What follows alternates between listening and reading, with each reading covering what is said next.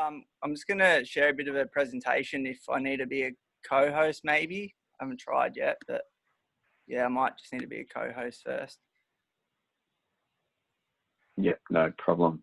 Yeah, I think that's working. Let me just make sure the right screen is up for us. Okay. Yep, that's working now. Here we go. Bang, can everyone see that? Everyone's got that. That's all good, Wade. Yeah, cool. So, hi everyone, I'm Wade Spencer. I'm the sports officer at Victoria University. So we're going to do a quick presentation on kind of our esports story, and it's quite a new esports story. We haven't really had a strong presence in the past, and especially early in January, February, we knew that we wanted to get our first team, I guess, on the field, court, computer, whatever you want to call it, for the League of Legends tournament that was going to be held by Unisport Australia. So we progressed towards that, and then we were faced with a lockdown and things came to a sudden halt. We couldn't get a team to compete. So some of the things, what we've done is with our Thrive online program, there's a number of really engaging opportunities we've provided students, and who I'm going to introduce in a minute is our AFL Sports Ready trainee. So Connor O'Farrell, who's in this meeting right now, he joined us in February, I believe, and he was heavily involved in on-campus programs, whether that be across lifeguarding, reception, social sport. But as you can imagine, that changed very quickly. So we learned to adapt and find new ways of projects that he could work on, and one of them was the esports. And he's done a great job to date. So a little bit about our journey. He's going to run through some of the successes and challenges that we've been faced. As we've mentioned, that we're at the very beginnings, but been some great progression so far. So Connor O'Farrell, I'm going to flick it over to you, mate. But feel free to talk through some of the things that we've done to date in the esports world. Awesome. Hi everyone, pleasure to be here. So obviously, as Wade mentioned, from our sort of organisational online focus in the midst of COVID restrictions and things like that came Gaming Mania, which is ultimately a program aimed at engaging the students in sport-oriented games while social distancing measures were in place. And so in the development of our program, we've experienced some success in terms of strategies and then some challenges as well. So I'll be going through a couple of them in this presentation. So in terms of engagement, we found social media as a really effective outlet for engaging students. So our structure so far has been getting players into a Facebook group and then separating them into separate competition group chats using Messenger. And in terms of fixturing and results, we've been using Challenge. So that's our competition platform at the moment. And even though there are a lot of other alternatives, but just going through and doing some experimentation, we found that this one was quite straightforward and really easy to use, which worked well for us because we didn't have much experience with esports. So what we've also found as a really successful engagement strategy is having student collaboration in sort of the structure and layout of our competitions. And not only has this worked to engage the students further and obviously satisfy them, but also it's actually led to the creation of more developed competitions, I guess, because they can contribute their extensive knowledge from certain video games and things like that that we don't have because we don't have that experience on those games. We've also found that encouragement is really important. So regular prompts just to remind people of games because everyone's obviously got their own things to do and a busy schedule and things like that. And just in relation to the point before, we found that sort of trusting the self-sufficiency of players to organise themselves has worked really well.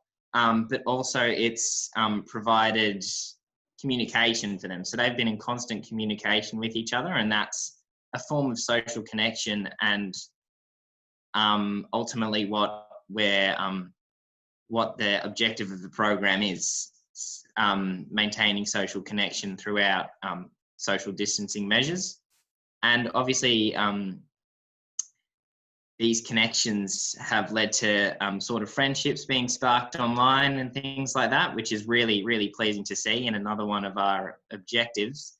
And we've also recently reached out to our gaming club, and we're awaiting the response from them quite eagerly, because we think it'll be really good for the promotion and expansion of our competitions.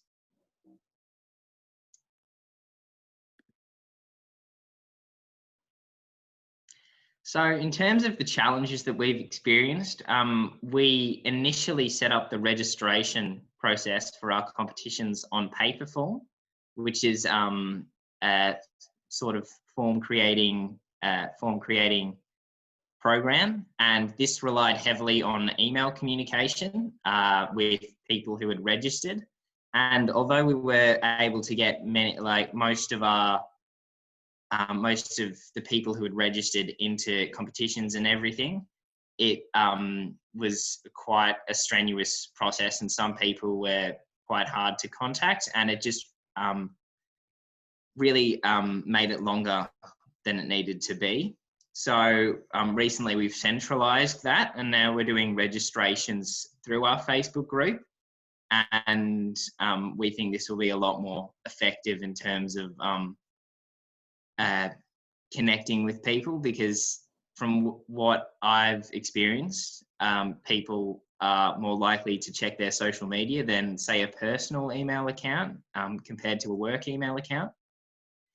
And what we're starting to sort of see now is that we've got our base group of players, which is about 20, and we're really happy with that. But going beyond that is proving quite a challenge at the moment. So we're constantly devising some methods to do that, such as direct promotion, like offering incentives for registration and things like that, instead of sort of more indirect promotion, like Facebook posts and things like that. Okay, and the next one is competition rules. So when we started the program up, we were trying really hard to create a solid set of rules for each competition, and then realized that we would be better off collaborating with the players who have registered, because their knowledge of the esports arena exceeds ours, just purely because they're well versed in the area. And as I mentioned earlier, this led to the development of the competitions a bit better due to their knowledge of the games that we were facilitating our competitions on. Awesome. And now I'll pass it over to Wade, who will speak a bit about the future and what we're looking to do with our esports program. Yeah, great. And thanks Connor. And just to highlight, Connor's done a great job. It's not been the only project he's worked on, and you can really see some developments with a core group of 20 students, and they're the ones that are highly engaged at the moment. We can see it quite growing quickly. So great work, Connor, with everything that you've done. Some of the future things that we want to really highlight is, before COVID hit and then we'll lock down to the confines of our living room, our bedrooms or study, there was some progress with an on-campus location to house some kind of esports gaming club. One of the most exciting ones, and it was a meeting that was cancelled, and that first week we got locked down, was using that very picture in the background of this slide. So in 2019, VU partnered with Cisco, and they opened up a cybersecurity centre at the St. Albans campus, which is the little location point furthest to the left there. That's the photo of it there. There's another few rooms that branch off, and we got some kind of acceptance that we could utilize this space to deliver, whether that be our students competing for the League of Legends in these sorts of rooms. And the computers that were offered were the latest technology and things that would be able to house these sorts of competitions. Then we got locked down and things stopped. So one of the other few areas that we've looked at engaging is when we come back on campus is using this space for mainly national competitions. The other three spaces we've identified are our Footscray Park campus, where I am today, where is probably our mass participation hub of 9,000 students that study at this campus. Another space that we have is Metro West, which is it's a bit of a, I guess it's a smaller campus. It's more delivered around our arts and it's a bit of an art gallery kind of way. They're really they've got partnerships within the community. They want to grow esports too, very close to the station, so it's accessible from all campuses. The other location we're looking, and ideally we'd like to have branches across all of these in the future, is the city. So 3 campuses in the city at the moment. Those 3 campuses are going to be consolidated to one big VU tower, and there is capacity to have an esports hub in the city, which I think is very important, especially with limited facilities there. Like we don't have any basketball courts or gym. That might be a great way to expand our program reach. The virtual opportunity engagement, considering things will come back to campus quite slowly, there's probably a big chance that VU will start to do courses online a lot more now, considering students are fully integrated online. So we really need to start to think about enhancing and growing our virtual opportunity, and esports is a great way to do that, as well as the engagement. So although we can focus on on-campus locations in the future, we still need to develop our online space. Through those 2 top things is community growth. We'd like to see our gaming club hit around 80 to 100 members by end of the year, which I think will put us in a really good position going into 2021.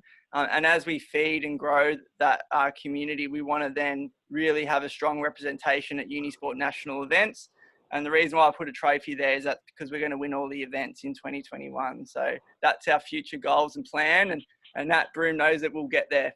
We've got some really talented students, and we think by offering these opportunities, we can really grow. We're in early stages, so we're not expecting to win championships this year, but next year I think we'll be in a better position to win some competitions. But also taking the same approach, we also want to keep it social and engaging. And like Mark mentioned, Thrive's about a program that's really getting the best out of everyone, and we really just want to connect students in a different way. And what Connor's done has been great. There's been a lot of communication on Facebook through Messenger and chat groups, and you can really see that friendships have been fostered through this platform, and that's the most important thing for us at the moment, is keeping people connected in a time of I guess some kind of loneliness, but we think it's really developing over time. And I think that's it for us. Fantastic. Thanks, Wade and Connor. Does anyone have any questions for Wade or Connor at this point? We pretty much covered everything. All right. Any other comments in regards to, I guess the thing that stood out to me in that presentation was probably the community engagement component that you guys have gone through, particularly obviously using Facebook and that sort of thing. Does anyone have any other strategies that they've used during COVID or pre-COVID, where you really focused on that community engagement component and found some good strategies there? I think one thing to add is that it's continuing to be a challenge is just reaching students through the right platforms. And we've got a good core base right now, but it's still hard to find the best way to reach them, whether that be direct through their college or whatever it might be. But there's no magical way of doing it.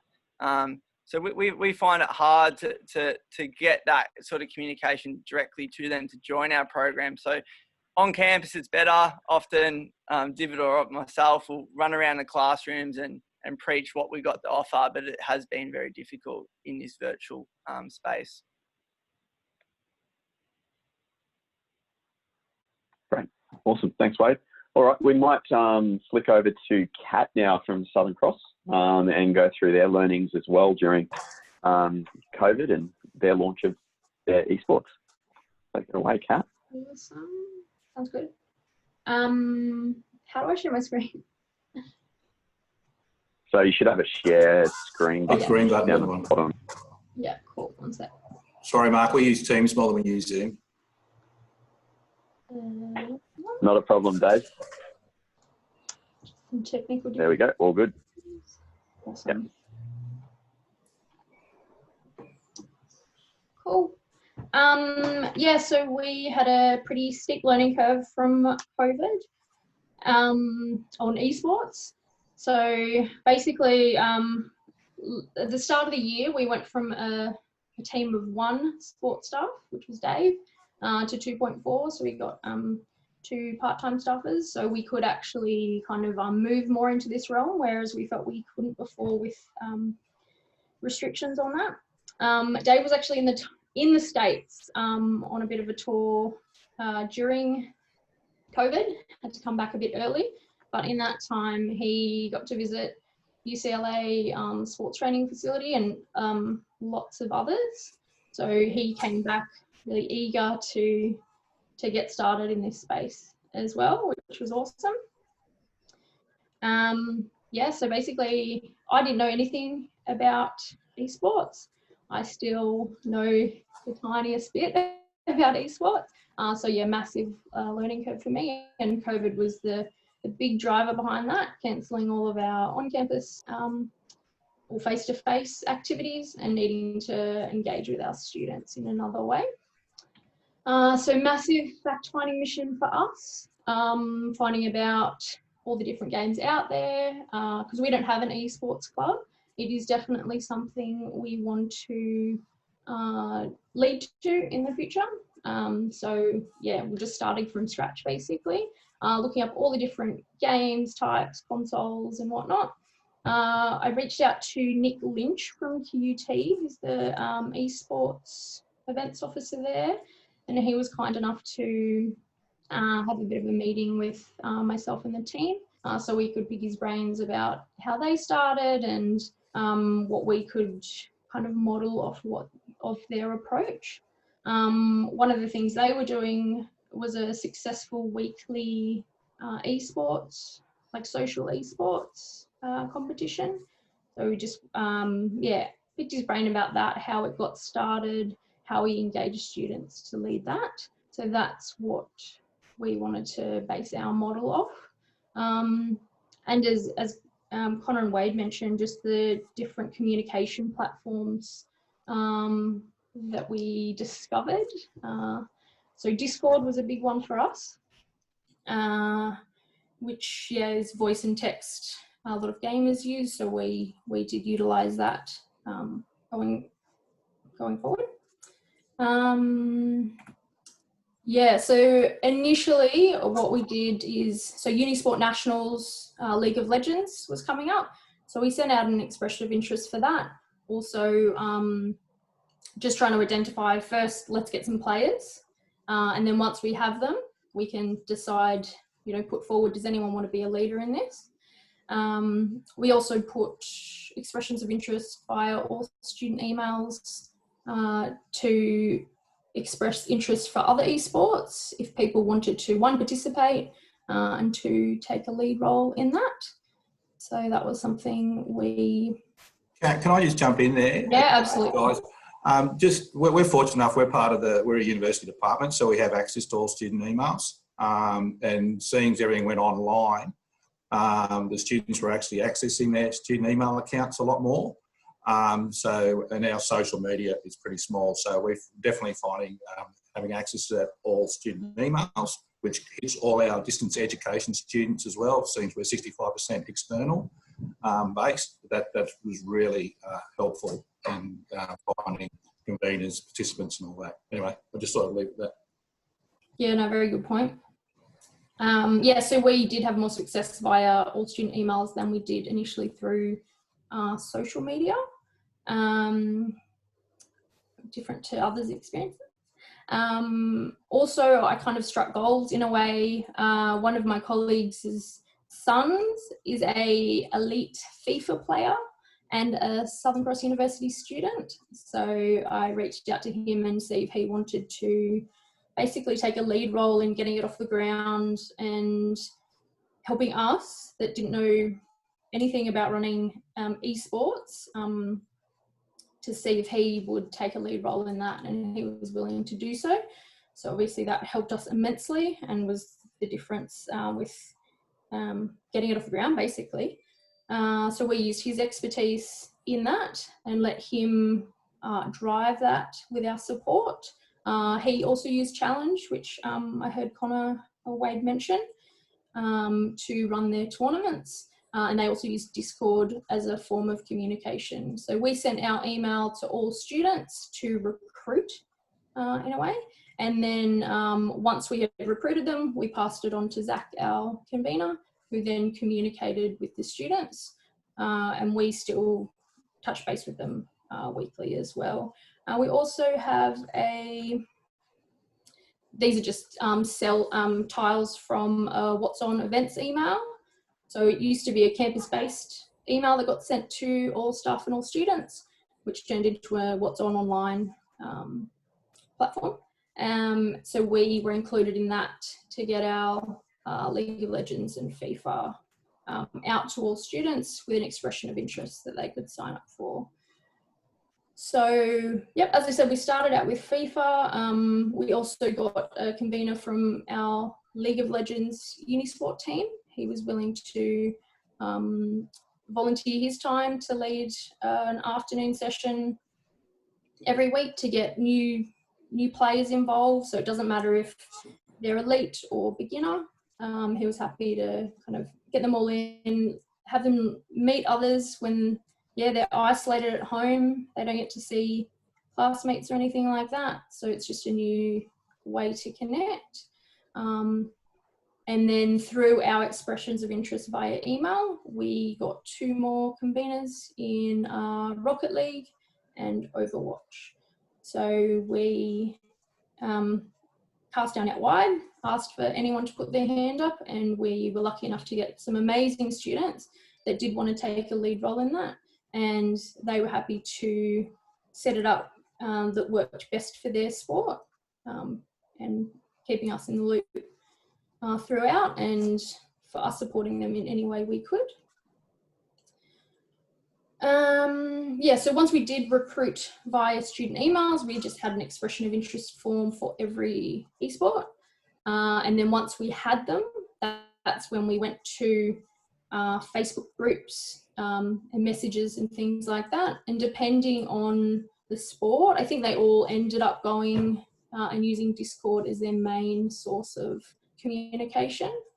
So that's where they would meet for the social nights, go off that, and then they play their games. Our conveners would also set up tournaments based specifically on their games. So I know FIFA used Challenge, but some of the other games, you could set up tournaments directly within the game or the gaming console. We had regular meetings and email correspondence with our conveners to make sure that they felt fully supported. We checked in often just to see what their successes were, how we could change, because we were learning on the go, we were learning on the fly. It was all new for us. So we just wanted to learn from our experiences and their experiences and make sure it was a pleasant experience for everyone, and just try and better ourselves as we went along. So as it was new, we didn't necessarily have a budget to put forward, and everything with COVID was changing. So we were able to give our sports conveners some esports shirts and Team SU beanie, as well as some thank you vouchers and a certificate of recognition, just to thank them for all of their hard work. We wouldn't have been able to do it without them. There's just one of our League of Legends players in our esports shirt. Some of the convener feedback at the end of it. So it was unanimous. They really enjoyed taking a leadership role in the sport that they loved, and meeting new people, like-minded people, and getting to play their game, their favourite game, with fellow students. So it was, yeah, once again, that connection that they otherwise wouldn't have had, being isolated, well, away from campus as well. Some of the challenges they found, internet was a big one with people all over Australia. But a lot of feedback with how lousy Australian internet is, and perhaps students can't afford top of the range equipment as well.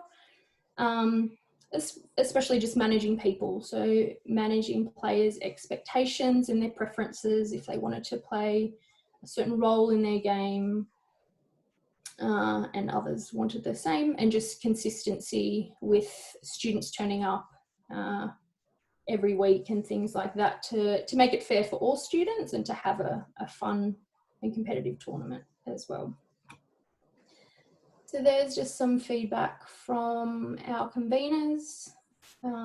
Basically, everyone wants to come on for session 2 and keep going.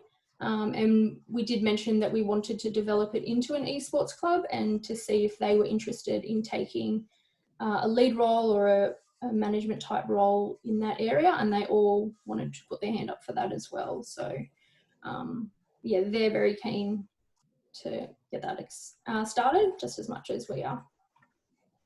Yep, so what's next for us? We definitely, as I mentioned many times, we want to build it into a club, to then get, you know, facilities on campus as well as keep engaging online. Because as Wade said, that seems to be the way of the future with how everything's going, and with a lot of students perhaps learning online. And as Dave mentioned, 65% of our student cohort is already external. So our reach for this did reach all areas of Australia, which is really good. We engage with a lot more students than we normally would on a campus level. So that was, we engaged a whole new cohort of students. We definitely want to take part in esports tournaments, community tournaments, other online events, as well as building more games into our social esports to cater to a wider variety of students. I think that's me done. I've forgotten some stuff. Mark, I'd just like to add, Kat's been really great in this space. She says she's a novice, but I think she's had a little bit of nerve in it.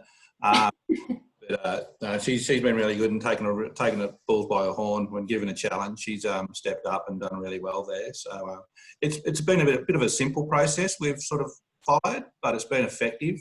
Kat, you got any numbers of participations we've had?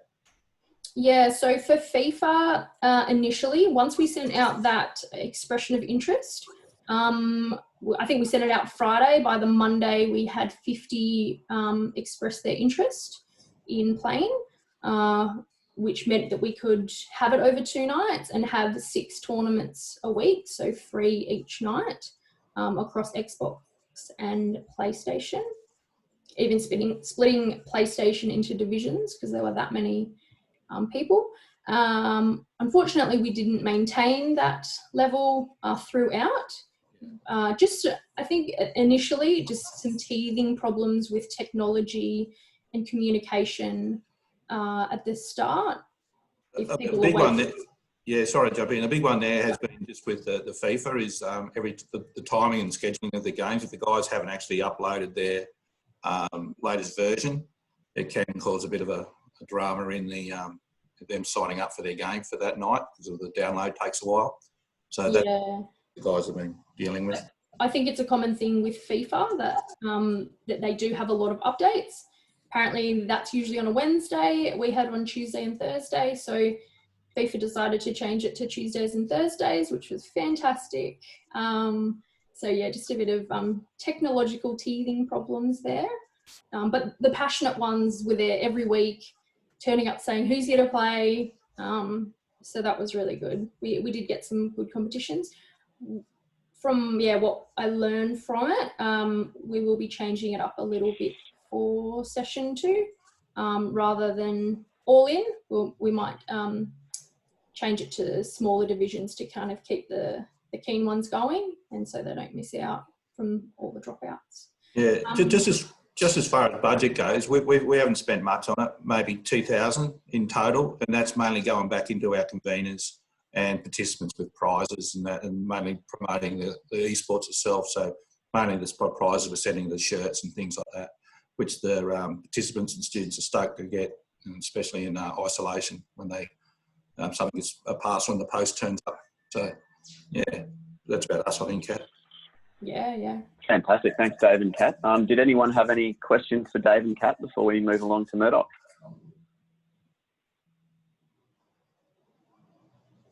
Awesome. I have just one. All right. Quick one. If you Sure. Go away. Dave and Kat, when you communicate to students who express interest, does the university have access to an email list that goes directly out to every student's inbox, or is that not how it works? Dave is muted. Yeah, that's correct. We can break it down to campus-based or an all-student email, which goes to every student, which is part of the university, which is very handy. Like I said before, with everything going online, the students were accessing their email accounts a lot more than they possibly would have. Yep. So we found that is really good cut through. Yeah. So it's a great service to have, but we might not have had that if we weren't part of a university department. Yeah. Awesome. Thank you. Great. All right. We might hand it over to Jamie from Murdoch to present on their club structure and facility and so forth. Thanks, Mark. I'm just bringing that up now.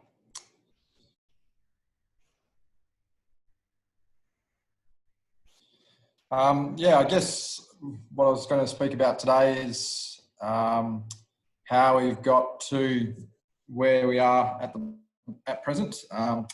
This is coming up to a 2-year project for us to get a dedicated facility for esports.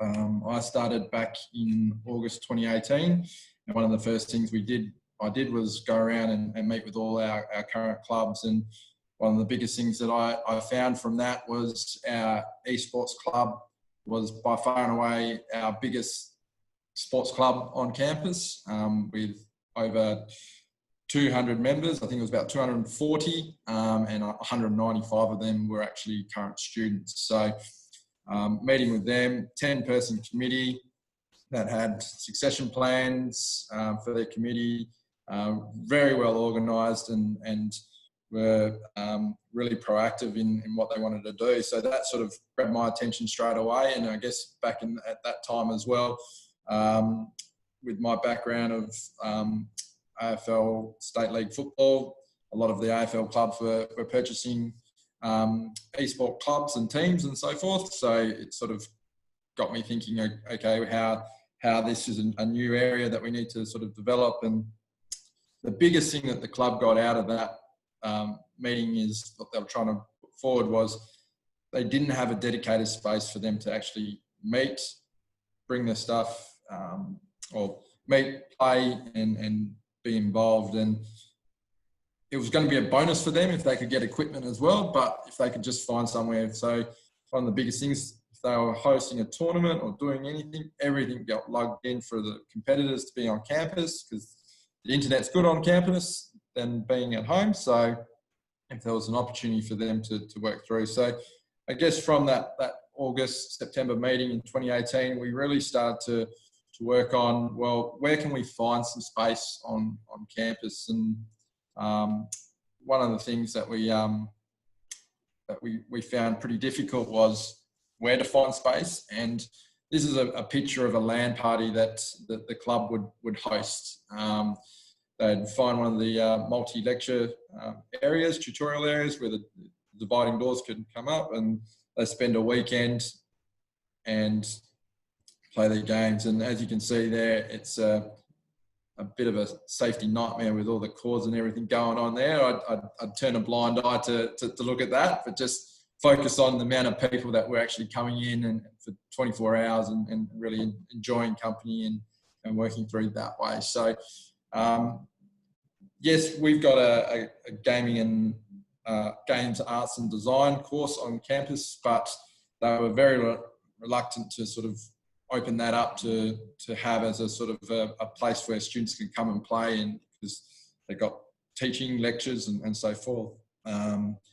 And then space was a minimum everywhere else as well. So what we did was we came up with an idea to use a bit of a storage facility that we had here within our recreation facilities. So we went with that option, but that was going to be our proposal. And I guess the big thing that we found with our proposal, our initial proposal that we put forward first, is that we had a really strong collaboration with the club. We were lucky, I was lucky in that sense, that we had a very strong club on campus, not only one of the biggest sports clubs, but one of the biggest clubs in general as a student group. So we really worked on a two-prong attack of us as a business area, trying to push forward with a proposal and working hard to get that across the line, but also them as a student group working their contacts and through the guild and working through that way. We also started to collect a bit of data from the club members as well. We did a four question survey, which at the time, 240 members, we got about, for the majority of the questions, a 25% uptake of answering those questions. And it really provided us with some really good information to pass on to the university to sort of get the funding to get this underway. So, and I guess the final thing that we tried to do as a group is really work on what the benefits are for the students and the student group, but also for the university. And the big thing that we're trying to work on is the retention of current students.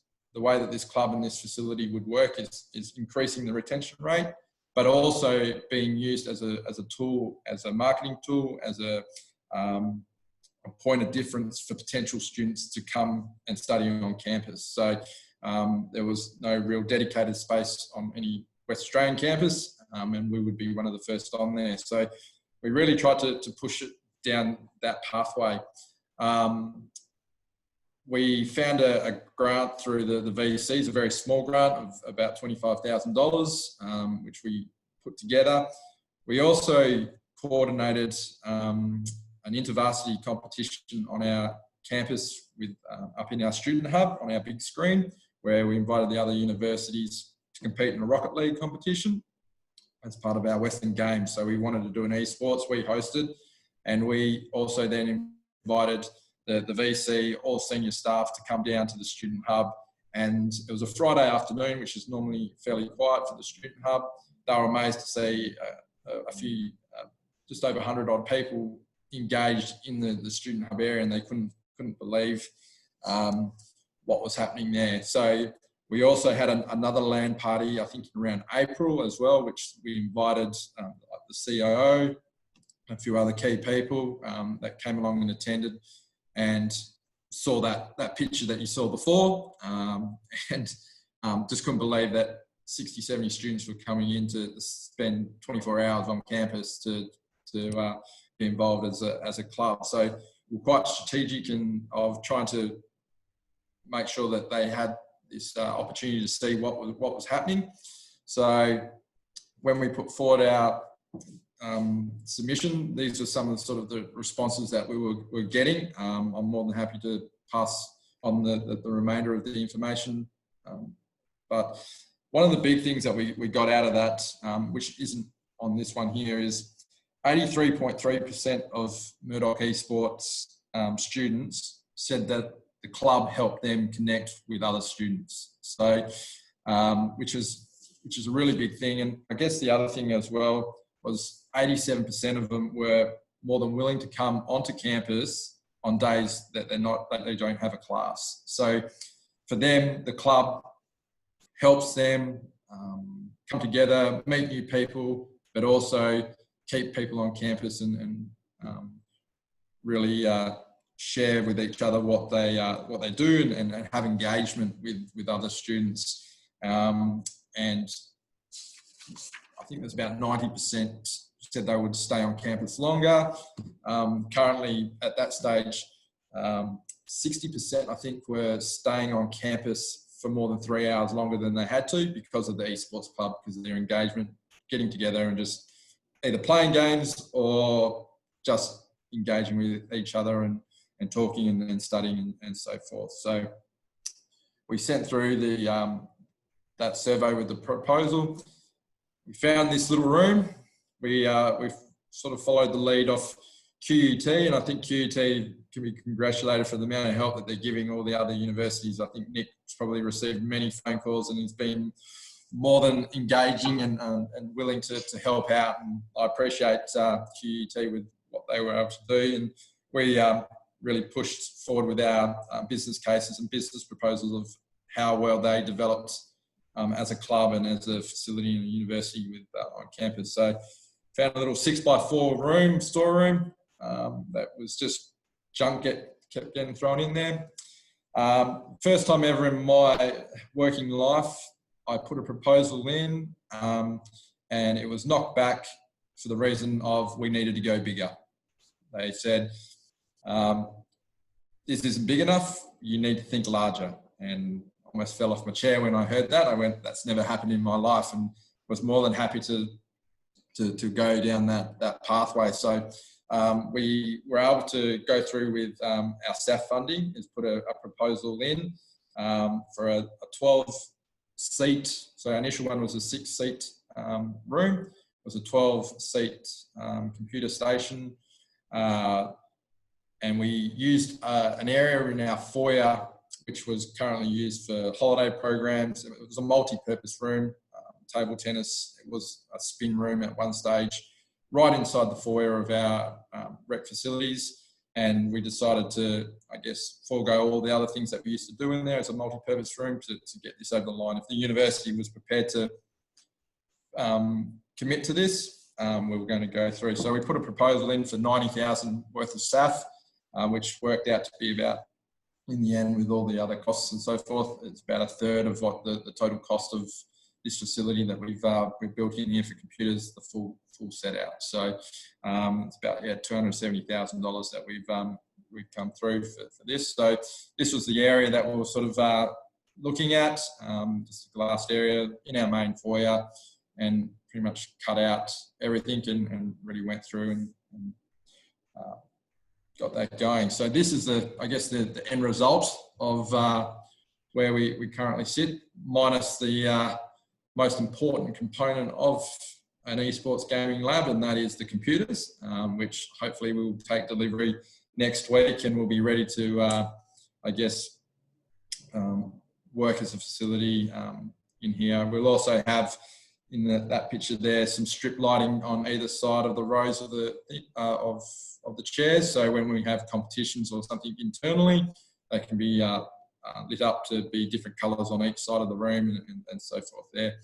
A big cost of the facility is that air conditioning unit that you can see in there, which if we grow too big, I'm going to take that and put it onto our basketball courts, because it can actually, it's big enough to actually cool down our one court basketball court. So apparently that is required to make sure that with the amount of people and the computers and everything to get it nice and cool in there. So from here, what we'll be doing as a facility is this facility will be free to use for students, similar to all other facilities on campus between that 8 a.m. to 4 p.m. period, Monday to Friday.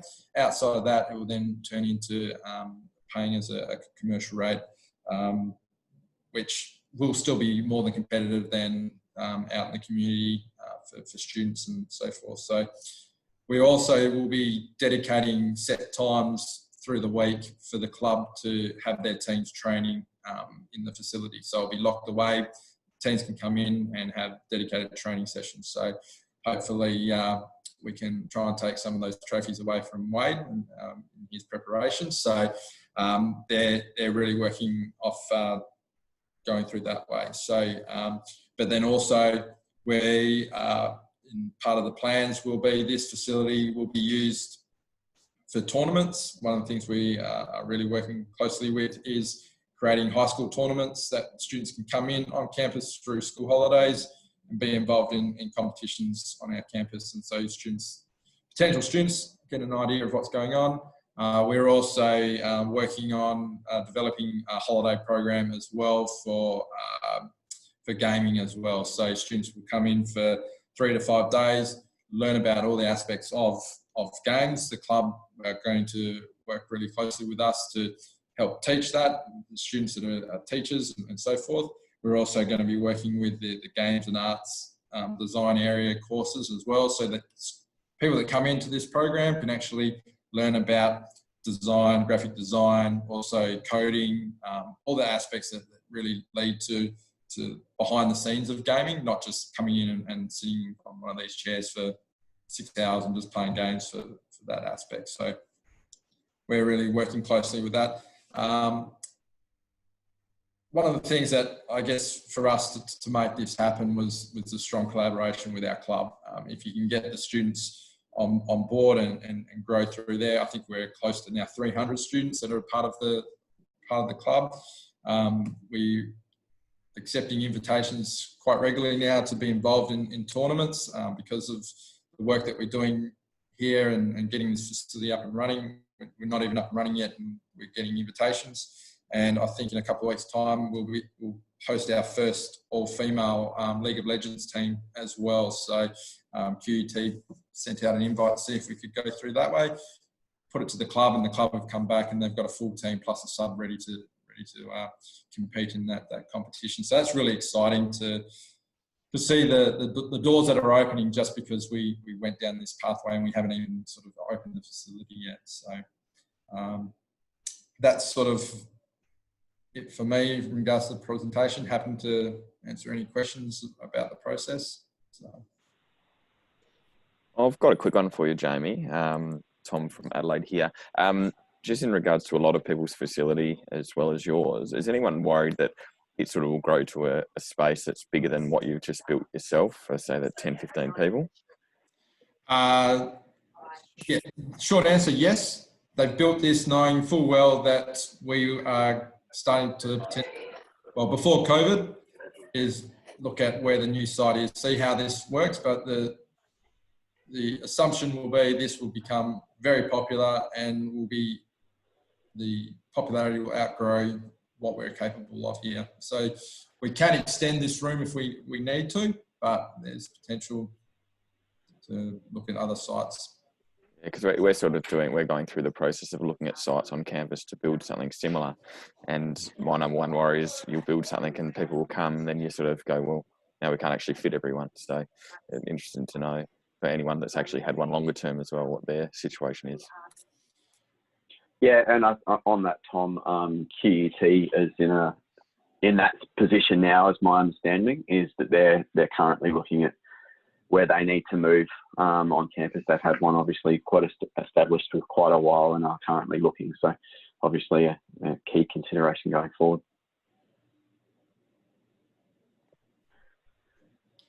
Any other questions for Jamie or anyone else? I just got one regarding the LAN parties. Did you guys, I guess, have success to go through your IT department to get like a separate server, or how did that kind of work logistically? That's all, I guess, was coordinated by the club. Like the cabling on there was some lookaways about with the server of what they were doing. So some of the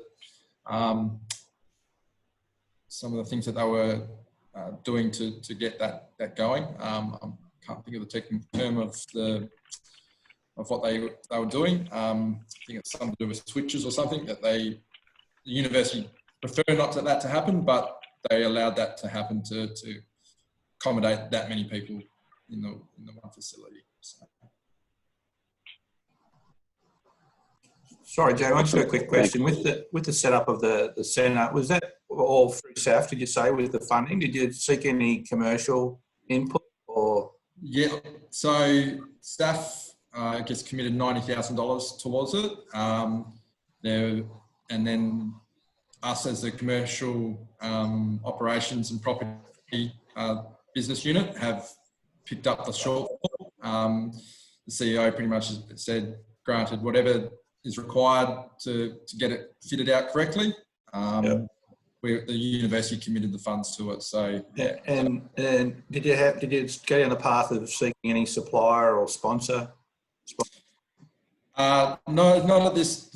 We went through some multiple suppliers for computers. In the end, the procurement for IT was Dell.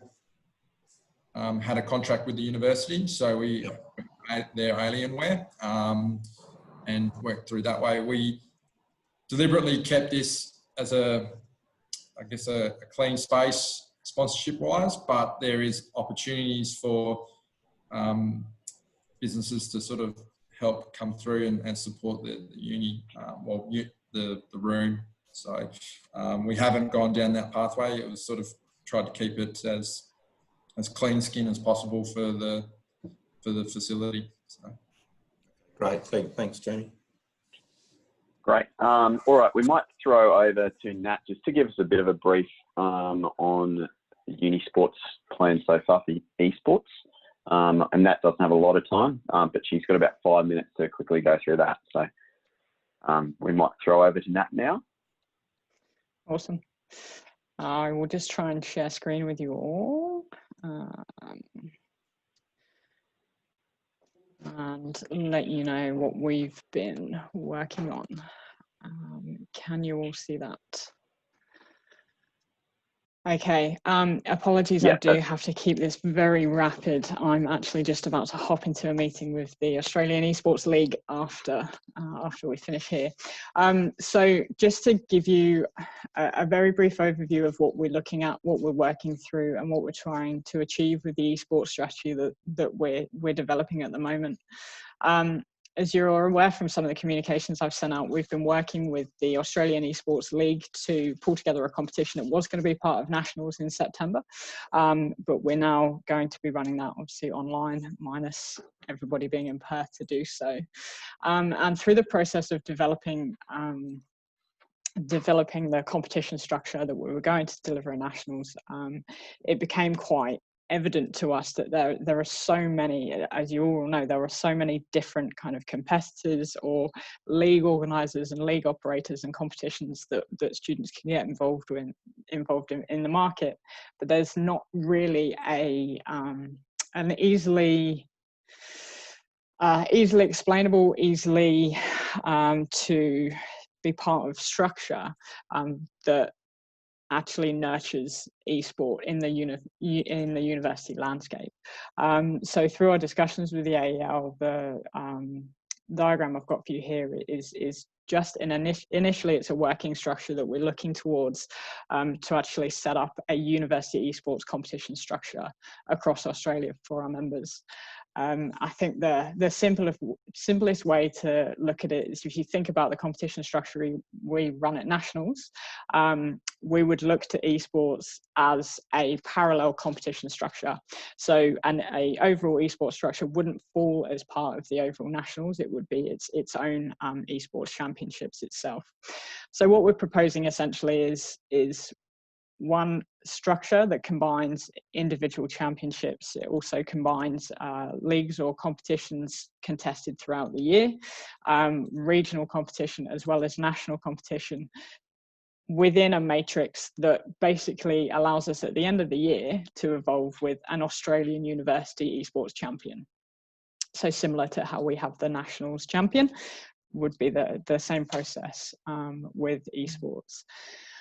Hopefully this this structure here makes sense to you guys.